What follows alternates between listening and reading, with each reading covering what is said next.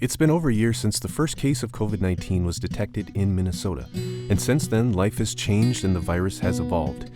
Even though we know more about this virus now than we did last March, and many have already received their vaccination, there's still a lot of information to track. So each week, we'll be asking experts about recent COVID-19 developments.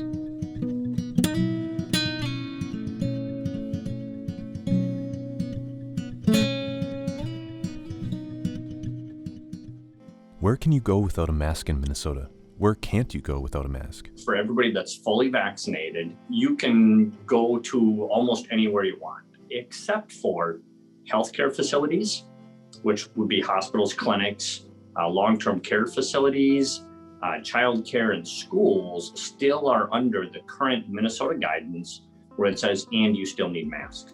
Now, individual businesses, cities, governmental agencies, they may still need masking requirements. We know that transportation locations, the busing, trains, commercial vehicles are still expected to keep a mask on, along with airplanes and travels. And this is the case where I think we should all be prepared to be flexible with how we show up to businesses, restaurants, schools, daycare, hospitals.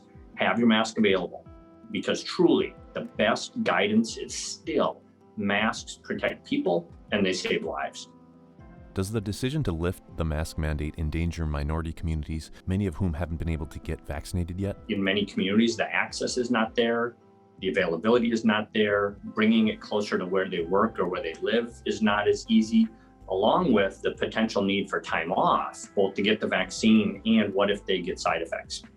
So right now with the guidance changing, I think this also puts our essential workers and some of our BIPOC communities at a little more risk. So now is the time for us to really commit to getting it to our local communities, making it easy for all of our citizens, all of our community members to get vaccinated, and then to do targeted outreach and listen to their voices and their concerns.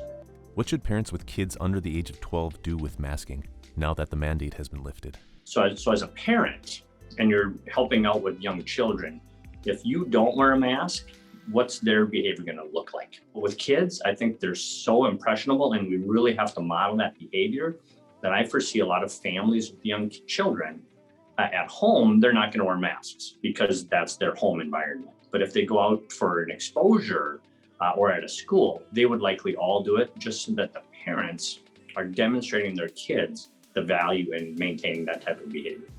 What's the latest on outdoor transmission rates? How likely are you able to get the virus if you're outside? What we're seeing now is better research. So early on, a lot of this was based on the expert opinion from our infectious disease, epidemiology, public health people. And that expert opinion was that there was likely a 10% risk. So now we are able to do the research, do the studies, check the data, trial some things. And we're seeing that the likelihood of getting COVID from I'll call it a random or a walking by outdoor experience is less than 1%. So very, very low. And that's why I think those activities outside, even outdoor restaurants, outdoor gathering, outdoor sports are very safe. And we should encourage people to do that